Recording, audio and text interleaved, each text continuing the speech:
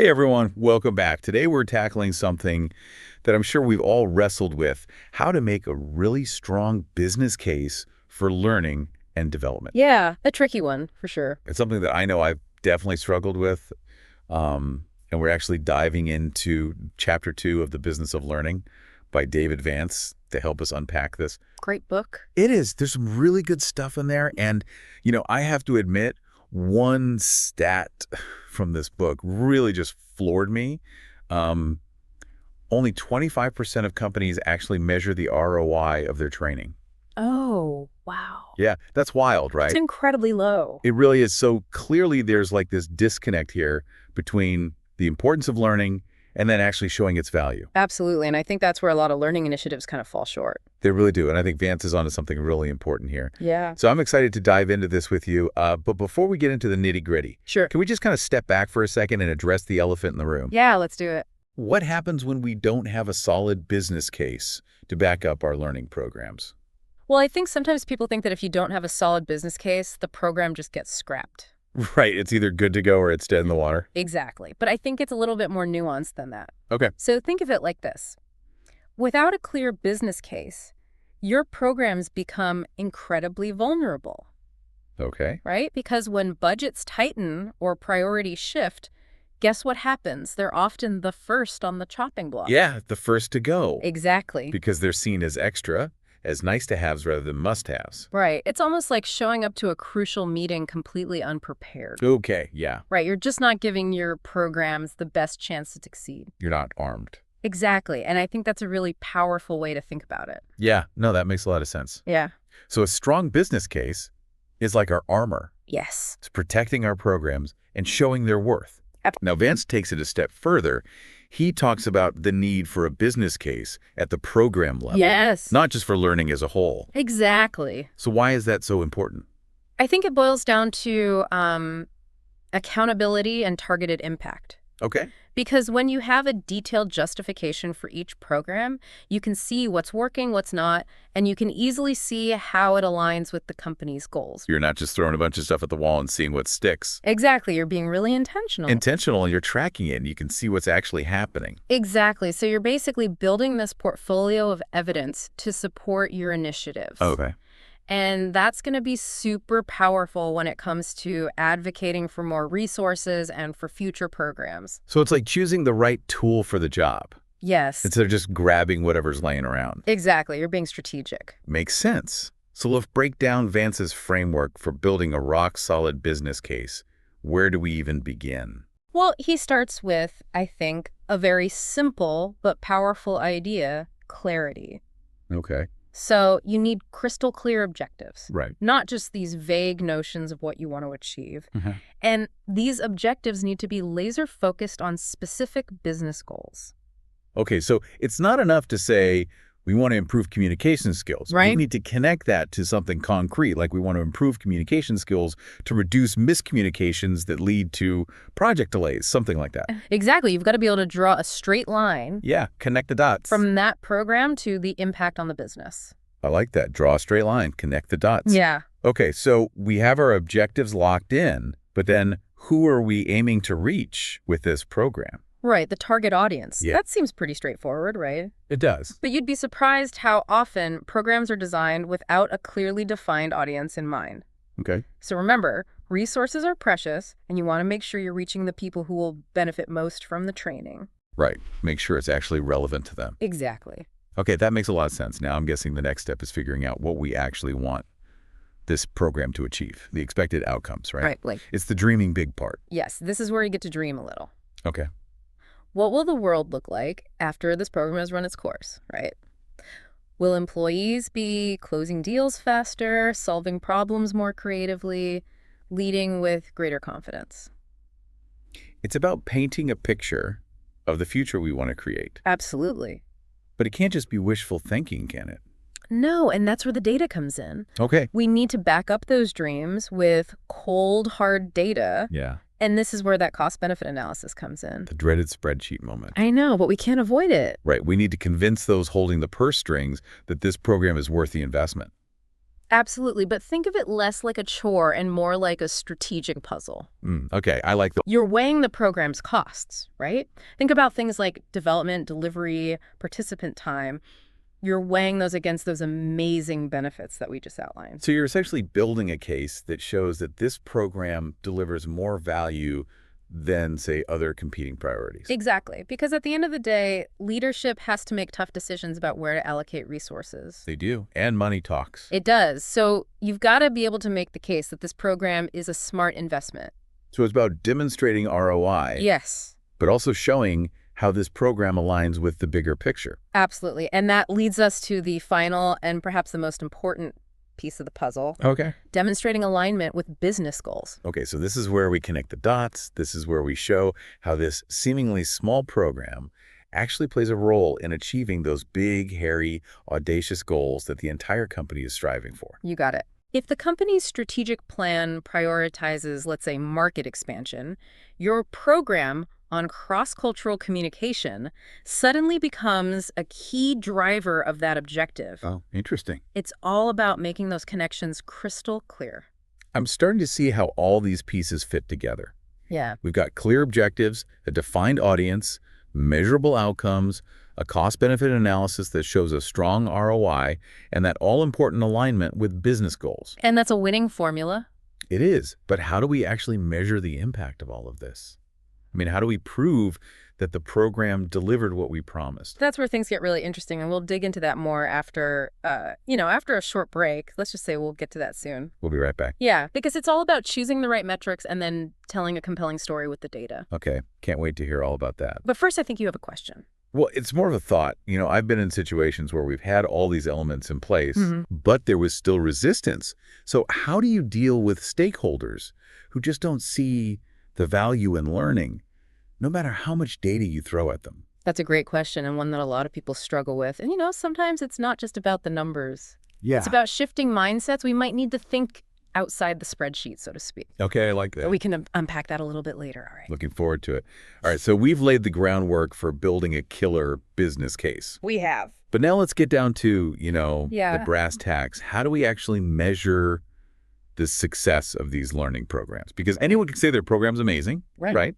But how do we back that up with solid evidence? That's the million-dollar question, right? It is. It's one thing to design a fantastic program, but it's another thing entirely to prove its impact. Totally. You need to show that it's not just like a feel-good initiative, but it's actually a strategic driver of business results. We want results. We want results. So where do we even begin? Are we talking like complicated algorithms and data analysis? Well, it doesn't have to be that complicated. Okay, good. And one framework I find incredibly useful is Kirkpatrick's 4 levels of evaluation.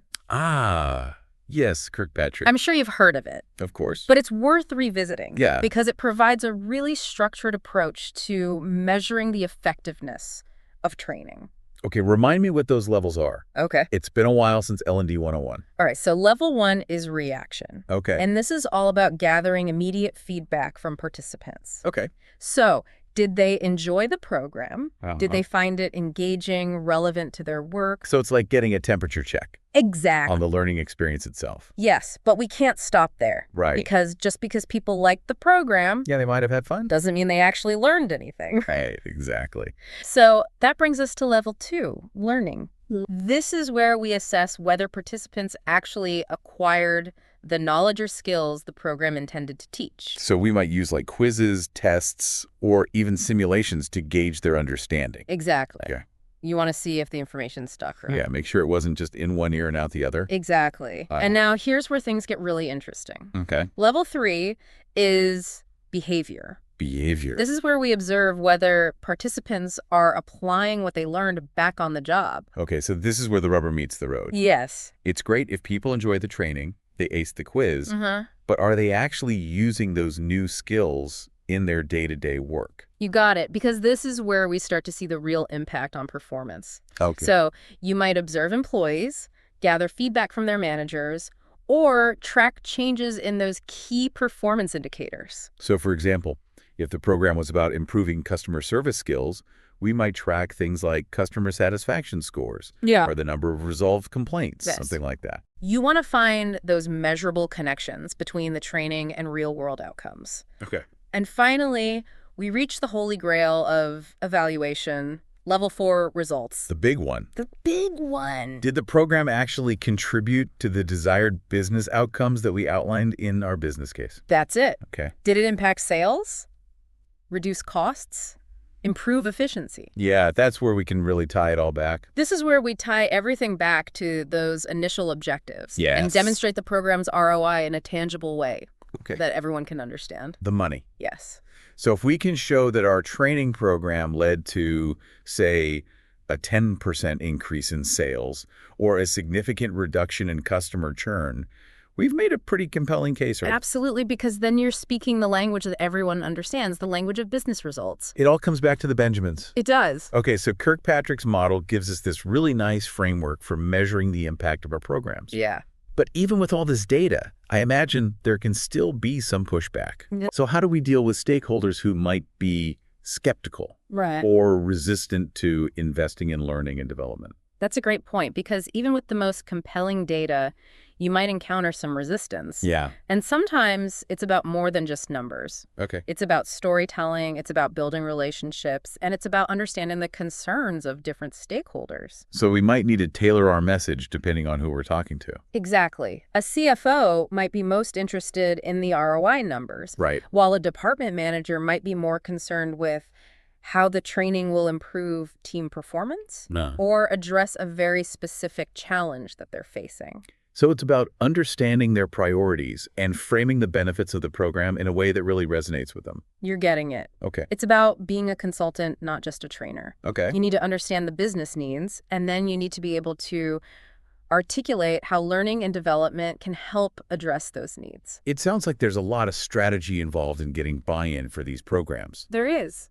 So what are some specific tactics that you found effective in overcoming resistance? Well, one powerful approach is using case studies or examples from other organizations. Okay. Because when you can show how a similar program delivered tangible results in another context, it lends a lot of credibility to your proposal. It's like you're borrowing authority from others' successes. Exactly. It's like, look, it worked for them. It can work for us, too. Yeah.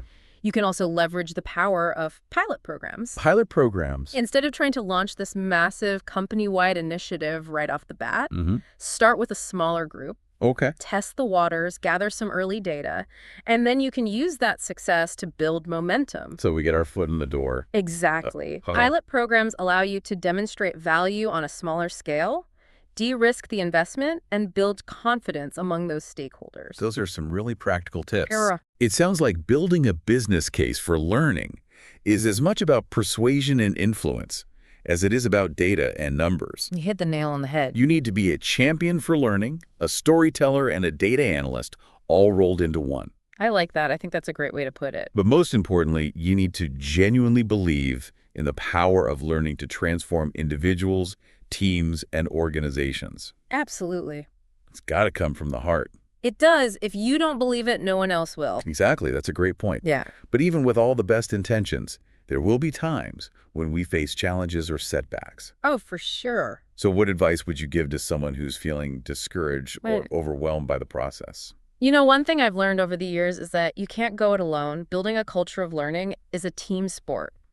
So reach out to colleagues, mentors, maybe even peers in other organizations for support and advice. Absolutely. Share your challenges, brainstorm solutions, and learn from each other's experiences. It's about community. And remember, you're not just fighting for a program, you're fighting for something much bigger. You're fighting for the growth and development of people, for the future of the organization, and for a world where learning is valued as the essential investment it truly is. That's beautifully put. Thank you. And I think that brings us to the heart of what Vance is really advocating for. Yeah. It's a shift in mindset. It is. We need to move away from seeing learning as a cost and embrace it as a strategic asset, a driver of innovation and growth. And that shift starts with building those strong business cases that clearly articulate the value proposition of learning. But it also requires ongoing effort, continuous improvement, and a commitment to measuring our impact and sharing our successes. It's a journey, not a destination. I love that. We're always learning, always evolving, always striving to create a better future for ourselves and our organizations. I love that perspective. It's not about perfection, it's about progress. Progress over perfection. And every step we take, every program we launch, every person we empower through learning brings us closer to that vision of a truly learning-centric organization. This has been such an insightful conversation. It has. I've really enjoyed this. Me too. We've covered so much ground, from the nuts and bolts of building a business case to the importance of measuring impact, overcoming resistance, and ultimately shifting mindsets. It's all connected. It is. But before we wrap up, I want to leave you, dear listener, with something to ponder.